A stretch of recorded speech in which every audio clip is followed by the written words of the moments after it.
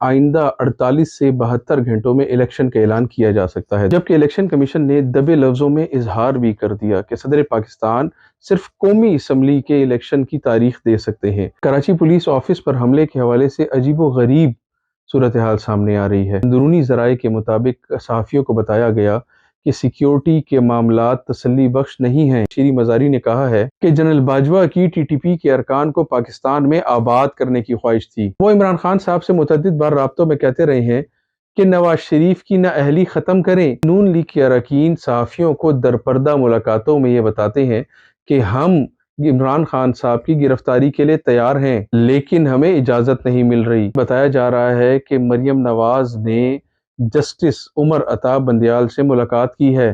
دنیا بھر میں دیکھنے والوں سننے والوں کو خاور صدیقی کا سلام۔ ناظرین، آغاز ڈیجیٹل میں ایک مرتبہ پھر آپ سب کو خوش آمدید کہتے ہیں۔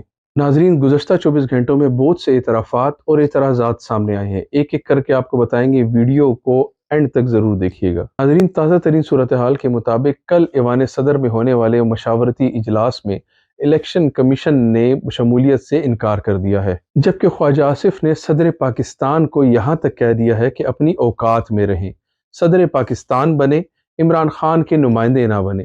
ناظرین، آج کی پہلی تازہ خبر یہ ہے کہ آئندہ 48 سے 72 گھنٹوں میں الیکشن کا اعلان کیا جا سکتا ہے۔ دراصل معاملہ کچھ یہ ہے کہ صدر عارف علوی نے الیکشن کمیشن کو جو دوسرا خط لکھا تھا اس کا جواب انہیں موصول ہو گیا ہے، جس میں الیکشن کمیشن نے لکھا ہے کہ ہم اپنی آئینی ذمہ داریوں سے آگاہ ہیں۔ اس کے علاوہ الیکشن کمیشن نے اپنی صوبائی اسمبلیوں کی تحلیل کی تاریخیں خط میں بتاتے ہوئے کہا کہ 10 فروری کو جسٹس جواد الحسن نے فیصلہ دیتے ہوئے کہا کہ گورنر سے مشاورت کے بعد الیکشن کی تاریخ کا اعلان کریں۔ لہٰذا اس سلسلے میں گورنر سے رابطہ کیا گیا، جس میں بتایا گیا کہ گورنر نے لاہور ہائی کورٹ کے فیصلے کی مزید تشریح کے لیے اپیل دائر کر دی ہے۔ آئین پاکستان الیکشن کمیشن کو الیکشن کی تاریخ کا اعلان کرنے کا حق نہیں دیتا، جبکہ الیکشن کمیشن نے دبے لفظوں میں اظہار بھی کر دیا کہ صدر پاکستان صرف قومی اسمبلی کے الیکشن کی تاریخ دے سکتے ہیں، صوبائی اسمبلی کے الیکشن کی تاریخ نہیں دے سکتے۔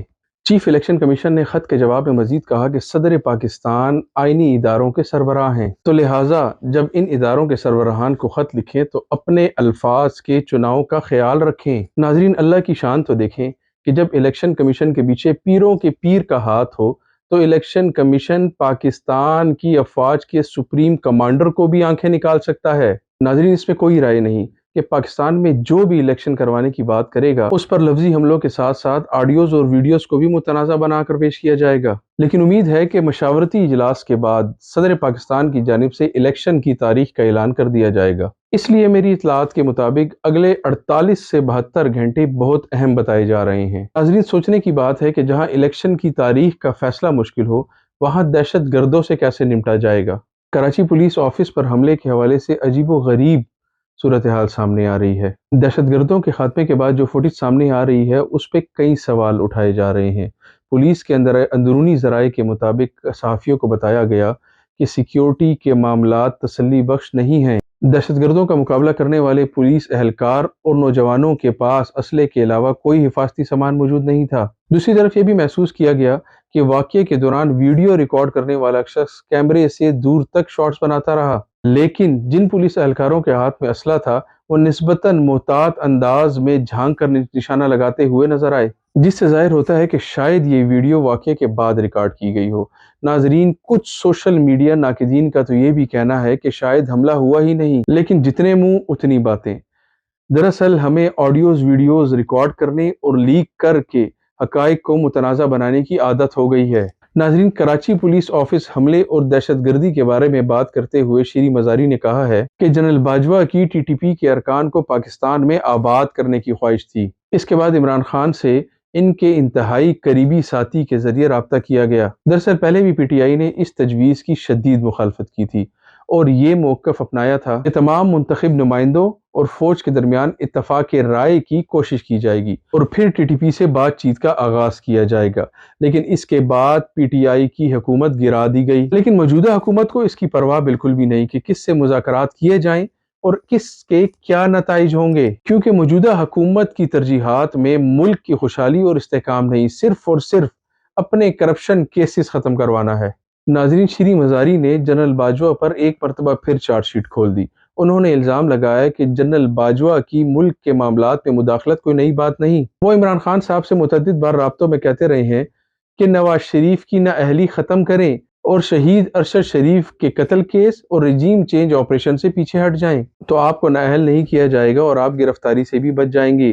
شیریں مزاری نے تو یہ الزام بھی لگایا کہ جنرل باجوہ وزیر اعظم شاہد خاقان عباسی کو بھی کام نہیں کرنے دیتے تھے اور حکومتی کاموں میں مداخلت کرتے تھے، تو لہٰذا یہ کوئی نئی بات نہیں۔ شیریں مزاری سے پوچھا گیا کہ کیا جنرل باجوہ نے عمران خان کو دھمکی دی تھی، جس پر شیریں مزاری صاحبہ نے کہا کہ جنرل باجوہ صاحب نے عمران خان کو کئی بار دھمکیاں دی ہیں، لیکن فی الوقت میں اس بارے میں کچھ نہیں کہنا چاہتی۔ انہوں نے کہا کہ ہر چیز وقت پر سامنے آ جائے گی، اور ساتھ ہی یہ بھی کہا کہ جنرل باجوہ ہمیں اس طرح نہ گھسیٹے کہ ہم سب کچھ بتانے پر مجبور ہو جائیں۔ ناظرین، عمران خان صاحب اس وقت موجودہ حکومت اور اسٹیبلشمنٹ کے گلے کی ہڈی بنے ہوئے ہیں۔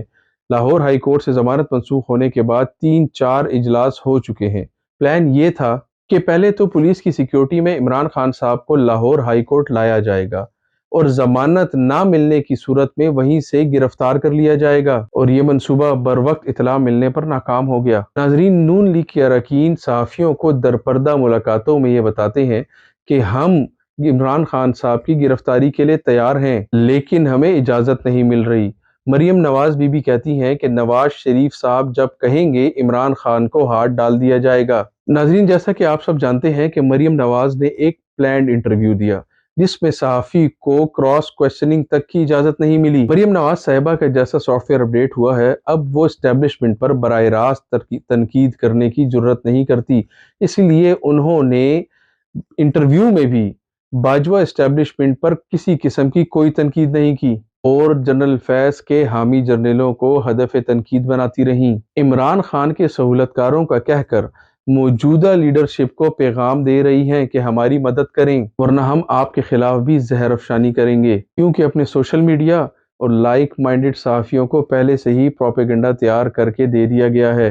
دراصل مریم بی بی کے انٹرویو کے 2 نکات ہیں، سابقہ اسٹیبلشمنٹ اور دوسری عدلیہ۔ اسی لیے تو آج کل مریم بی بی یہی پہاڑا پڑ رہی ہیں کہ عمران خان صاحب عدلیہ کے کندھوں پر سوار ہو کر دوبارہ حکومت میں آنا چاہتا ہے۔ اسی لیے تو نون لیگ نے عدلیہ پر حملوں کا سلسلہ شروع کر رکھا ہے، جس کے نتیجے میں عدلیہ کو دباؤ میں لا کر اپنے حق میں فیصلے کروانے کی کوشش کی جا رہی ہے۔ اگر یہ بھی ممکن نہ ہو تو آنے والے فیصلوں کو متنازع تو بنایا جا سکتا ہے۔ ناظرین، بتایا جا رہا ہے کہ مریم نواز نے جسٹس عمر عطا بندیال سے ملاقات کی ہے، جس میں شائستہ پرویز ملک کے خاندان نے معاون کردار ادا کیا، کیونکہ بتایا جاتا ہے کہ جسٹس بندیال کی بیٹی شائستہ پرویز ملک کی بہو ہے۔ تاہم ملاقات کے دوران چیف جسٹس نے کوئی زبانی یقین دہانی نہیں کروائی۔ خیر، یہ تو فیصلوں سے اندازہ ہو جائے گا، لیکن حیرت کی بات ہے کہ عدلیہ پر دباؤ کے ٹیکٹکس خود نون لیگ استعمال کر رہی ہے، اور الزام عمران خان صاحب پر ہے کہ وہ عدلیہ کے کندھوں پر سوار ہو کر حکومت کرنا چاہتے ہیں۔ جسٹس مظاہر علی اکبر اور چودھری پرویز الہی کی لیکڈ آڈیو کا مقصد بھی یہی تھا، کیونکہ جسٹس مظاہر علی اکبر الیکشن کے حوالے سے کیس کی سماعت کریں گے، جس کی وجہ سے انہیں متنازع بنانے کی کوشش کی جا رہی ہے۔ آڈیو میں چودھری پرویز الہی نے جسٹس صاحب سے یہ کہا کہ میں آپ کی طرف آ رہا ہوں، سیکیورٹی کے بغیر آ رہا ہوں، جس کو یہ رنگ دینے کی کوشش کی گئی کہ چودھری پرویز الہی کسی خفیہ ملاقات کے لیے ملنا چاہتے ہیں۔ دراصل نون لیگ کو خود ایسی خفیہ ملاقاتوں کی عادت ہے، اسی لیے ایسی آڈیوز کے پیسز اس طرح جوڑے جاتے ہیں۔ لیکن ناظرین، اصل واقعہ یہ تھا کہ جسٹس مظاہر علی اکبر کو روڈ پر ایک ٹریفک اہلکار نے روکا اور ان سے کہا کہ آپ کی گاڑی کے شیشے کالے ہیں اور یہ کالے شیشے اتارے جائیں گے۔ تب ہی پولیس اہلکار کو بتایا گیا کہ جسٹس مظاہر گاڑی میں بیٹھے ہیں۔ دراصل سیکیورٹی وجوہات کی بنا پر ججز کالے شیشوں والی گاڑیاں استعمال کرتے ہیں، لیکن وہ ٹریفک اہلکار نہ مانا، جس کے بعد جسٹس مظاہر نے گھر پہنچ کر پولیس کے اعلیٰ افسران کو فون کیا، تو چند ہی منٹوں میں پولیس کے تمام اعلیٰ افسران ان کے گھر پہنچ گئے اور اس ٹریفک پولیس اہلکار کے فعل کی معذرت کی، جبکہ وہاں پر چودھری پرویز الہی کے قریبی دوست محمد خان بھٹی بھی موجود تھے، جن سے اسی معاملے پر چودھری پرویز الہی صاحب نے کال پر بات کی اور کہا کہ میں آ رہا ہوں، جس پر انہیں آنے سے منع کیا گیا۔ تو چودھری پرویز الہی نے کہا کہ میں اکیلا آؤں گا، سیکیورٹی نہیں ہوگی۔ باقی لیکڈ آڈیو تو آپ سب نے سن لی ہوگی۔ دراصل جنرل باجوہ خود آڈیوز ویڈیوز ریکارڈ کرنے کے شوق رکھتے تھے، اور یہ خفیہ ریکارڈنگز کسی عام آدمی کے بس کی بات نہیں، خواہ وہ کروڑپتی ہی کیوں نہ ہو، کیونکہ یہ ریکارڈنگز کرنے والے سافٹ ویئرز صرف ملک کے حساس اداروں کے پاس ہی ہیں۔ لیکن افسوس کہ ہم یہ خفیہ ریکارڈنگز کسی ملک دشمن یا کسی دہشت گردوں کے حملے کو روکنے کے لیے نہیں کرتے، بلکہ اپنی ذاتی دشمنی اور مخالفین کی فون کالز ریکارڈ کرتے ہیں۔ ناظرین، دعا ہے کہ اللہ پاک وطن عزیز کو ان دشمنوں سے پاک کرے۔ اللہ کریم پاکستان کا، پاکستان کی عوام کا، پاکستان کی افواج کا حامی و ناصر ہو۔ اپنا بہت خیال رکھیے گا۔ السلام علیکم ورحمۃ اللہ۔